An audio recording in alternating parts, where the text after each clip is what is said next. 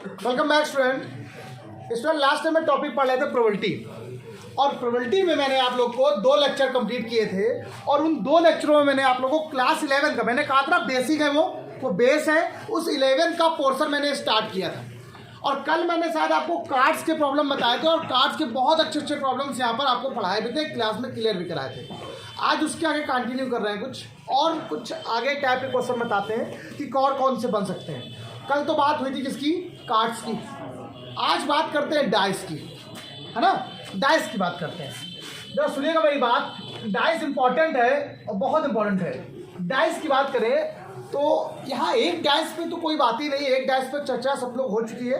पहले ही क्लास में बताया था, एक डाइस का मतलब 1/6 1/6 1/6। किसी भी नंबर के आने की प्रोबेबिलिटी क्या होती है, 1/6 1/6 एंड 1/6। लेकिन क्वेश्चन यहाँ पे थोड़ा दूसरा टाइप का बनने वाला है, कुछ डिफरेंट टाइप का क्वेश्चन बनना है। तो देखिएगा, मैं क्वेश्चन एक पढ़ रहा हूँ आप लोगों को, बहुत अच्छा सा question.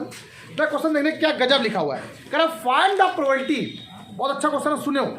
Find the probability of getting a number. बेटा तो सुनिए, find the probability of getting a number more than 3 in a throw of die. मतलब डाइस के थ्रो करने पर, इसको उछालने पर मोर देन 3, मेरा कहने का मतलब है मोर देन 3। मोर देन 3 का यह मीन यहाँ पर है कि 3 से बड़ा नंबर आने की प्रोबेबिलिटी। अच्छा, 3 से बड़ा कौन कौन सा नंबर आ सकता है, 4 नंबर, 5 नंबर, 6 नंबर। तो कितने नंबर आपका पॉसिबल चांस कितने, पॉसिबल चांस क्या है, टोटल पॉसिबल चांस 3, और टोटल चांस कितने 3। तो आपको प्रोबेबिलिटी क्या हो जाएगी, आप लोग क्या बोलोगे, उन 3 में से कोई भी एक हो जाए चांस, और 6 में से कोई भी एक चांस हो जाए। तो आंसर क्या आएगा, आप लोग यही कहते हो, कोई दिक्कत नहीं। 1 का आता है। अगर आपसे कहता है मोर देन 3 ना बोले, कहे ऑड नंबर। ऑड नंबर कितने होते हैं, 1 3 5। 3 में से कोई एक, 6 में से कोई एक, छोड़ो। Even number 3, clear. रुको, अप्राइम नंबर, अप्राइम नंबर। तो प्राइम नंबर कौन सा होता है, 2 होता है, ठीक है, 3 होता है, और 5 होता है, वो भी 3 होगी। मतलब ऐसे क्वेश्चन आपसे पूछ सकता है, छोटे छोटे क्वेश्चन है, हाई स्कूल वाले हैं। तो हमें लगता है कि 11th 12th में आते, लेकिन फिर भी पता होना चाहिए। अब बात आती है, अब एक डैश पे तो पता है, 2 डैश की बात करिए सर। आप क्वेश्चन 2 डैश पे बात करेगा, तो 2 डाइस जब उछलेंगे, देखिए एक डाइस को थ्रो करने पर, अगर मैं एक डाइस को थ्रो करता हूं तो टोटल जो पॉसिबल चांस होते हैं इसके, टोटल पॉसिबल चांस वो कितने 6 होते हैं। 2 डाइस करेंगे 36, 3 डाइस करने पर, इसका मतलब ये इसके अकॉर्डिंग चलते हैं, 6 की पावर n के अकॉर्डिंग। अगर एक डाइस होगा तो 6 की पावर 1, दैट्स मीन 1। 2 डाइस होंगे तो 36, 3 डाइस पर, मतलब इसकी ये कंडीशन यहाँ पर, ये वाली कंडीशन यहाँ पर होती है। इन पे जरा देखते हैं, अभी आराम से आ जाएगा आपको, कोई दिक्कत नहीं बच्चों, सबको आराम से क्लियर हो गई बात। अब यहीं से बातों को समझाना शुरू करते हैं, और एक क्वेश्चन बहुत अच्छा सा पुटअप करते हैं। क्या कि मान लिया आपने क्या किया, find the probability of getting a number, ठीक है, अ नंबर मोर देन 3 लिखा हुआ है यहाँ पर, हम कहेंगे the getting sum of number, ठीक है, ठीक है, the sum of number is 7, ठीक, इन थ्रो ऑफ 2 डाइस। इस बार 2 डाइस की बात करते हैं। लो, अब 2 डाइस में 36 कंडीशन कैसे नहीं पता, तो ये 36 कंडीशन आप बना सकते हो। सिर्फ यही एक क्वेश्चन ऐसा है जिसकी आप कंडीशन बना सकते हो। 2 16 नहीं बना सकते, लेकिन 36 कंडीशन आप लोग बना सकते हो। आपको समझने के लिए मैं इसलिए बता दे रहा हूँ आप लोग को, ताकि आप थोड़ा सा बता दो, उसके बाद आप जरूरी नहीं कि आप हमेशा बनाओ, ठीक है। किसी किसी क्वेश्चन में आप ना भी बनाओ तो भी काम बन जाएगा। अपनी बुक लाओ बेटा, ठीक है। ठीक है, पहला क्वेश्चन, पहली कंडीशन 1, 1 1, 2 1, 3 1, 4 1, 5 1, 6, डन हो गया। अगला 2, 1 2, 2 2, 3 2, 4 2, 5 2, 6, 3, 1 3, 2 3, 3 3, 4 3, 5 3, 6, ओके। 4, 1 4, 2 4, 3 4, 4 4, 5 4, 6।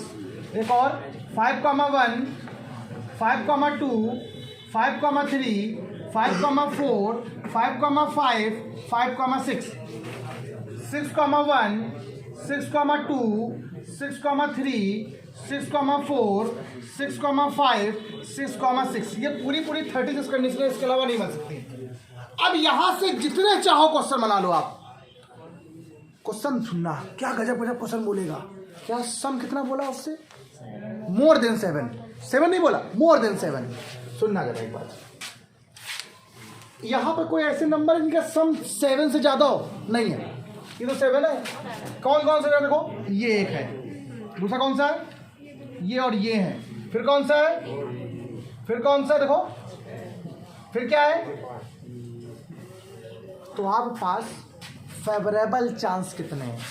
1 2 3 4 5 6 7 8 9 10 11 12 13 14 15। कितने चांस है सर? मोर देन 15 के। देखिए क्वेश्चन मैं चाहूँ जितने मन चाहो उतने लिख दूँ, हर चीज लिखना जरूरी नहीं। यहाँ पर क्वेश्चन आपका लिखा हो तभी आप समझ पाओ। मैंने आपसे कहा इन दोनों का सम कितना चाहिए? सम जो हो मोर देन कितना हो? सम हो मोर देन 7। ठीक है, यहाँ लिख देते द सम ऑफ 2 नंबर। अरे यार हाथ ही नहीं चल रहा बिल्कुल सही से। Sum of 2 number is more than 7। More than 7 हो, ठीक है। कितने कंडीशनें ऐसी हैं? 15। उन 15 कंडीशनों को आपको यहाँ पर 1 by 1 लिखना पड़ेगा एग्जाम में। जब लिखना कौन सी? First, second, third, fourth. फिर क्या लिखोगे आंसर में? क्या लिखोगे आप लोग आंसर में? 15C1/36C1। क्या आंसर आ गया? 15/36। इस तरह क्वेश्चन बहुत तेज तक पूछता है। अगला नंबर, ऐसा नंबर बताओ जिनका सम 2 से भी डिविजिबल हो, 3 से भी डिविजिबल हो। क्वेश्चन बना लो जिनका सम 2 से डिविजिबल हो। भाई देखो जरा सुनना, इनका सम क्या 2 से डिविजिबल है? हाँ है।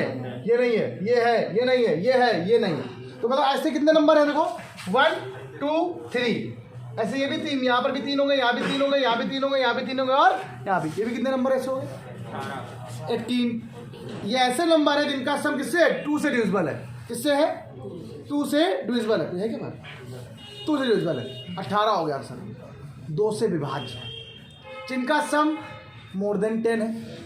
या ऐसे नंबर बताओ, क्वालिटी बताओ जिनमें दोनों के नंबर कैसे हो? सेम हो, डबल हो। डबलेट बोलते हैं उनको हम लोग। डबलेट नंबर हो। डबलेट नंबर मतलब क्या होता है? जो सेम आ जाए। ऐसे कितने नंबर है? 1,1 2,2 3,3 4,4 5,5 6। मैं एक ही क्वेश्चन में सारे क्वेश्चन को आपको बनाना सिखा रहा हूँ, कभी दिक्कत नहीं। अगर टाइम बर्बाद करना हो, टाइम पास करना हो, तो हर एक क्वेश्चन लिख दो। पहले एक क्वेश्चन, फिर ऐसे, फिर दूसरा क्वेश्चन, टाइम खराब हो। एक ही में सब बनने लगे। कैसे नंबर? डबलेट। डबलेट मतलब जानते क्या होता है? दोबारा वही टर्म बार बार रिपीट। अगर क्वेश्चन में पूछता डबलेट ना आए तो पहले आने की निकाल लो, कि आ गए, उसके बाद 1 से माइनस कर दो। मतलब इसके क्वेश्चन जितने चाहो उतने आप। अगर बोले इनका सम प्राइम नंबर हो, इनका सम कितना हो? अब prime number, the sum of the, मतलब प्राइम नंबर बोल सकते हैं हम उसको। मतलब क्या सा हो? इन दोनों जोड़ा कितना हो गया? प्राइम नंबर है एक, ये प्राइम नंबर है क्या? ये प्राइम नंबर है, ये प्राइम नंबर है। हाँ है। तो 1 2 3, ये कितने प्राइम नंबर? नहीं है, ये प्राइम नंबर है। अच्छा, और ये प्राइम नंबर है, ये भी है, ये भी है, ये है, और बताना ये है, और कोई है? नहीं है। यहाँ देखो ये है, और कोई है? नहीं है। ये प्राइम नंबर है, ये प्राइम नंबर है। मतलब ऐसे प्राइम नंबर ढूंढ लोगे ना आप लोग, निकाल लोगे। कितने? जितने में उतने में से एक, पूरे में से कोई एक।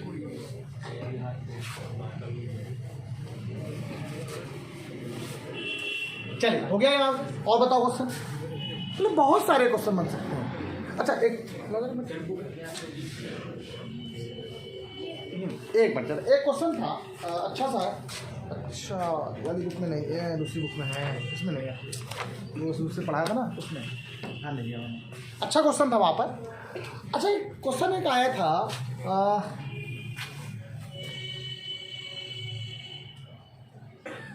ऐसे नंबर बताओ जिनका सम मोर देन 12। या ऐसे ना बताओ जिनका सम 12 हो,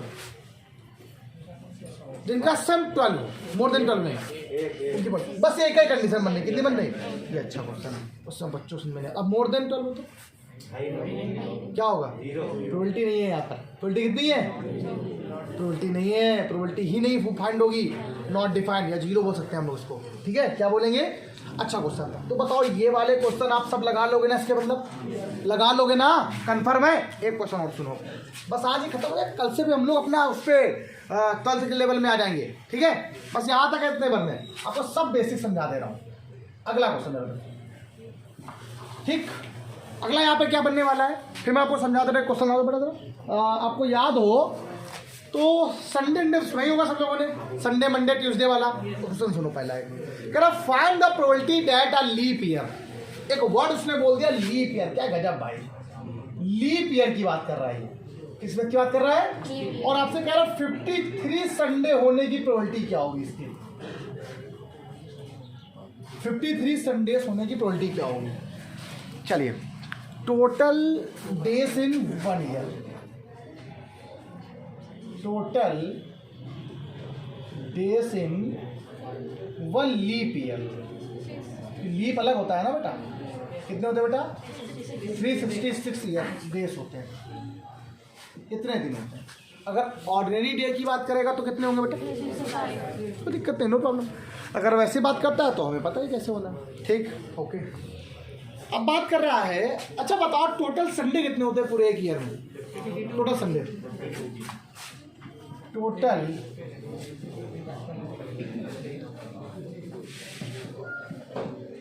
इन 1 ईयर,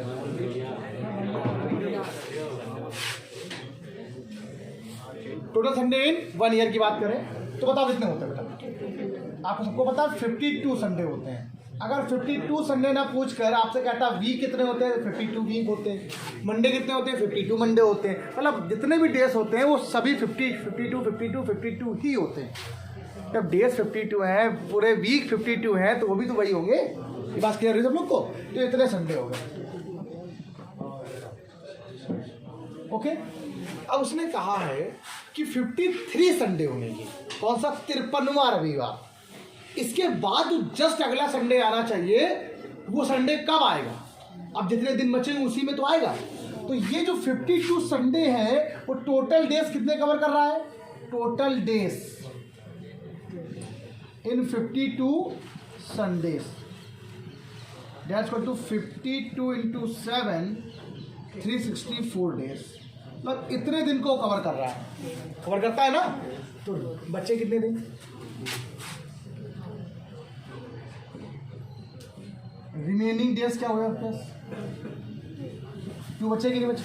जो आपके पास यहाँ पर कॉन्स्टेंट बचे हैं, कितने बचे हैं? 2 दिन बचे हैं। ये 2 दिन ही हमें बताएंगे कि संडे है या नहीं है। अब इन 2 दिन में मुझे संडे लेके आना है, लेकिन 2 डेज में तो बहुत सारे डेज हो सकते हैं, मंडे हो सकता है, ट्यूसडे हो सकता है, बहुत सारे तो बनाने हैं। तो कंडीशनें कौन कौन सी पॉसिबल हो सकती हैं आपके पास, जरा देखिएगा। Monday, Tuesday,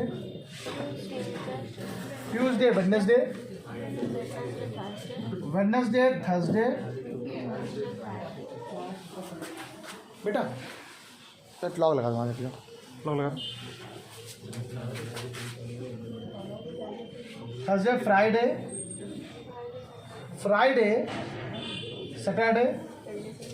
Saturday, Sunday and एक मिनट,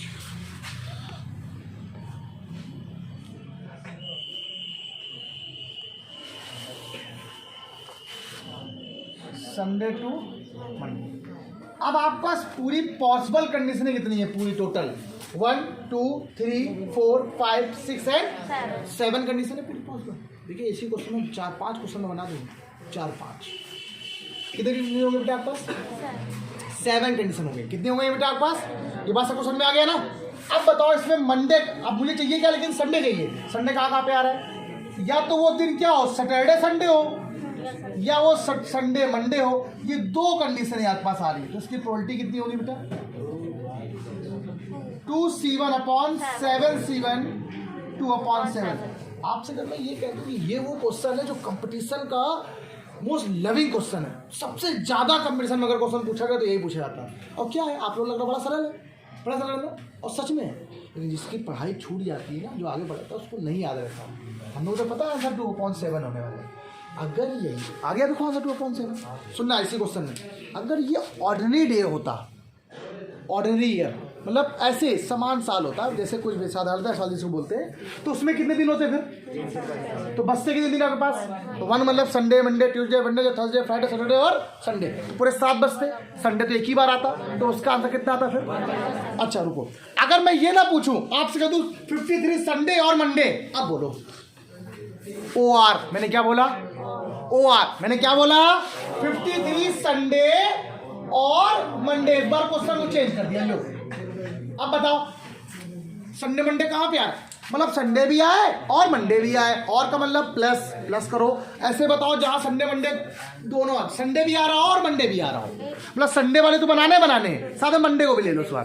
देखो ये तो एक ऐसा है जहां पर दोनों है ना, म्यूचुअली एक्सक्लूसिव है, ठीक है, दोनों साथ में आ रहे हैं। अच्छा सॉरी, हाँ ठीक भाई, ये आपको बताना है मुझे, आप लोग को इसका मैं बताऊंगा मैं आप लोग को। ये देखो वो जो कल बताया था A यूनियन B बराबर formula PA plus PB minus का PA यूनियन B माइनस होता है, कभी माइनस होता है कभी माइनस नहीं होता, आपको मैंने शायद करके बताया था, जिसमें जो कॉमन चीज़ें हों अगर कॉमन रहता है तो उसको इंडिपेंडेंट जैसे कोई है तो कोई दिक्कत नहीं, अगर इंडिपेंडेंट नहीं है तो फिर दिक्कत होती है, वो बता देंगे आपको, ठीक। वो कैसा बताएंगे? सैटरडे संडे एक कंडीशन, संडे मंडे दूसरी कंडीशन, और मंडे का याद रखो ये भी आगे ना, अब कितनी बन गई? मैंने क्या बोला था, एक जुड़ जाती हैं, ऐड करना होता है। तो संडे का 2 में आ रहा था, मंडे 1 में आ रहा था, 3 और 1 हो गया, सॉरी 2 और 1 3 आ गया आंसर 3। 3C1 अपॉन का आंसर कितना आएगा? 3C1 upon 7C1। अब बच्चे कंफ्यूज, सर ये क्वेश्चन तो हमने कभी पढ़ा ही नहीं, अब पेपर में संडे नहीं आया, पेपर में आ गया मंडे ट्यूसडे, अब बच्चे परेशान हो गए। अब ये क्वेश्चन में एग्जाम में क्वेश्चन में संडे आया, अब उस कुछ नहीं लिखा, आप कहते हैं 53 मंडे आने सर, अरे चाहे वो 53 मंडे हो, 53 ट्यूसडे हो, 53 वेडनेसडे हो, कोई भी हो, सबका आंसर 2/7 ही होगा।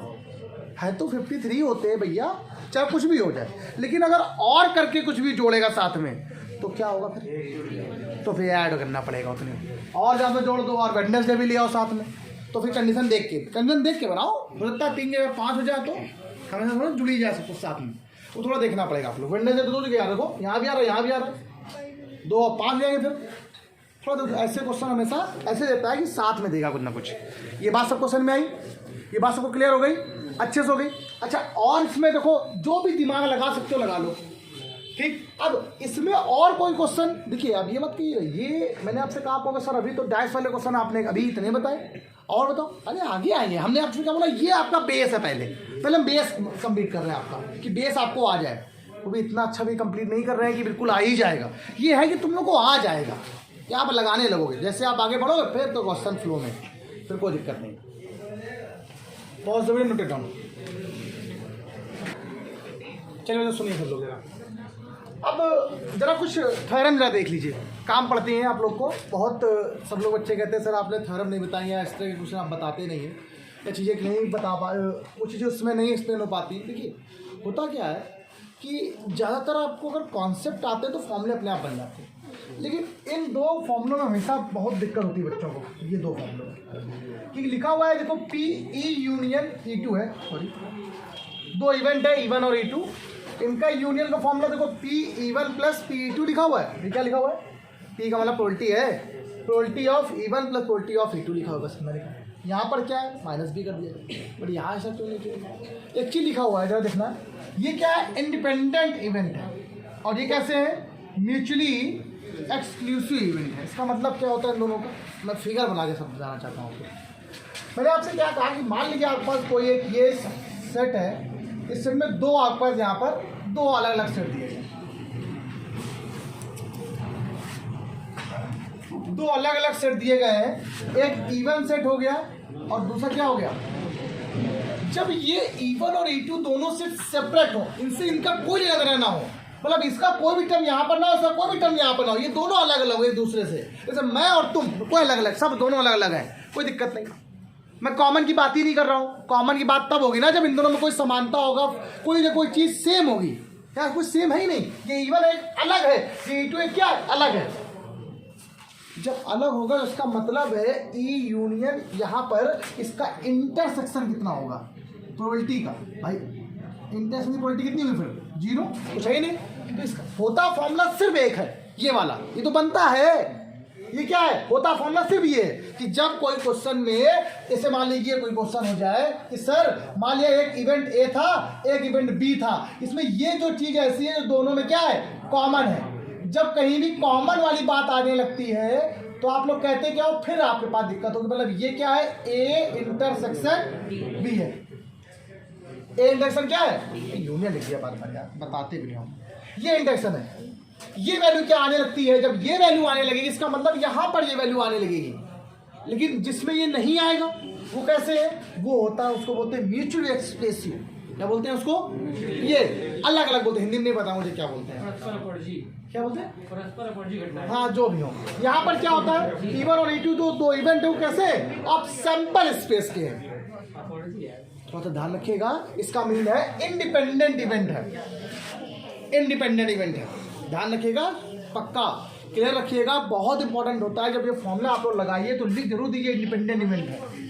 यहाँ पे जरूर लिख दिए कैसे म्यूचुअल एक्सप्रेसिव है, कैसे लिखना पड़ेगा आपको, ठीक है? ये आपको लिखना पड़ेगा। म्यूचुअली एक्सक्लूसिव है, ये कैसे है? म्यूचुअली, ये कैसे है? इंडिपेंडेंट इवेंट है। सिंपल फिगर आपको याद रहेगा। ये किसका है? ये इसका है, ये इसका है, इसका है। इसके लिए क्या है यार? ये तो बहुत सरल है।